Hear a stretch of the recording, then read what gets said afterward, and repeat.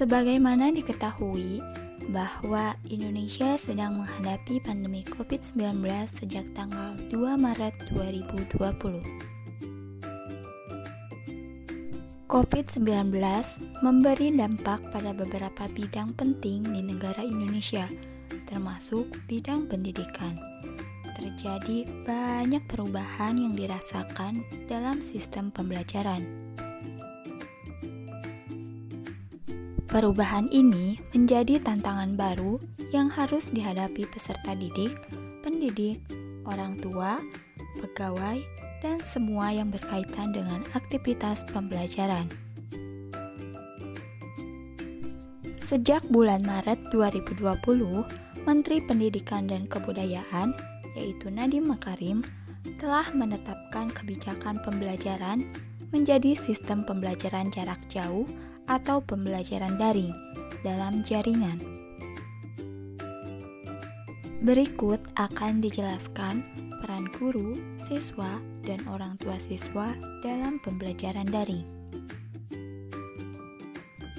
Peran guru dalam pembelajaran daring. Yang pertama, sebagai sumber belajar.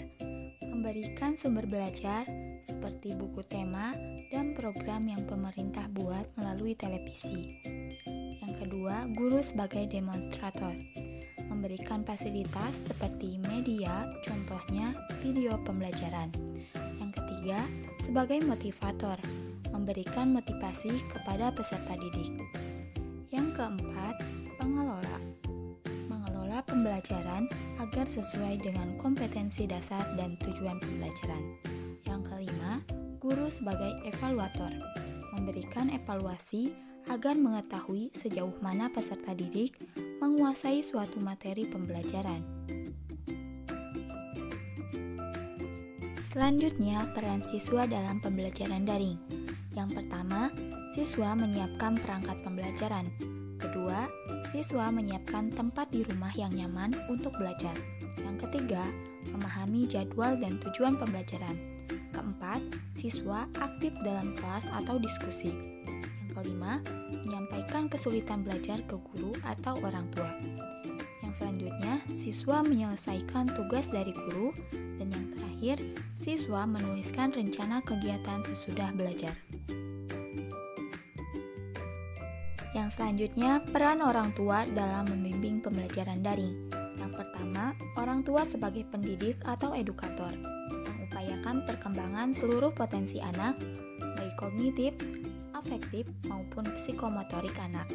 Selanjutnya, orang tua sebagai pendorong atau motivator, menumbuhkan motivasi dari luar agar tercipta motivasi alamiah dalam diri anak.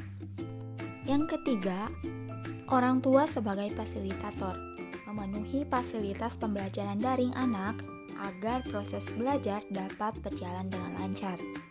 Yang keempat, orang tua sebagai pembimbing, memberikan pengertian dan membantu kesulitan yang dialami anak pada saat pembelajaran daring.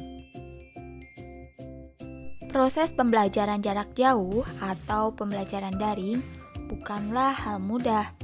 Diperlukan kerjasama yang baik antara pihak sekolah, siswa, dan semua yang berhubungan dengan pembelajaran.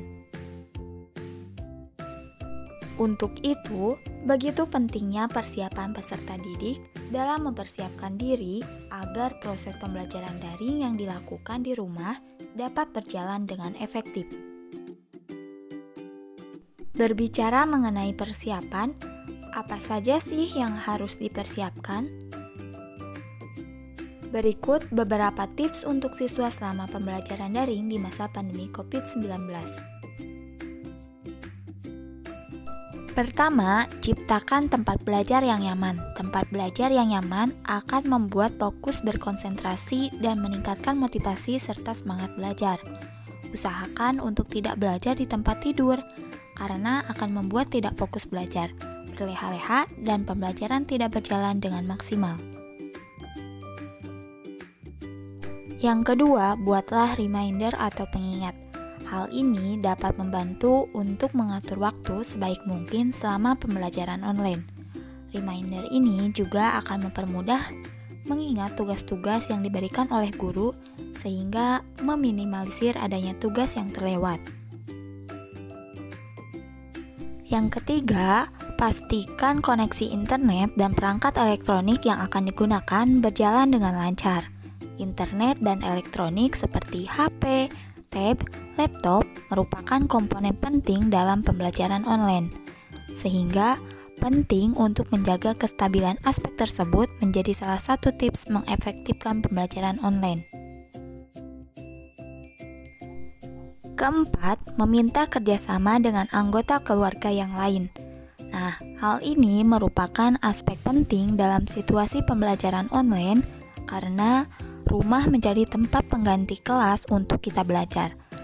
Mintalah bantuan kepada orang tua dan keluarga lain untuk menjaga kekondusifan rumah sehingga kalian bisa belajar di rumah dengan tenang dan tidak ada yang mengganggu.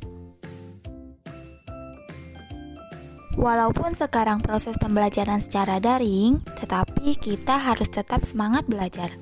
Terima kasih, semoga bermanfaat.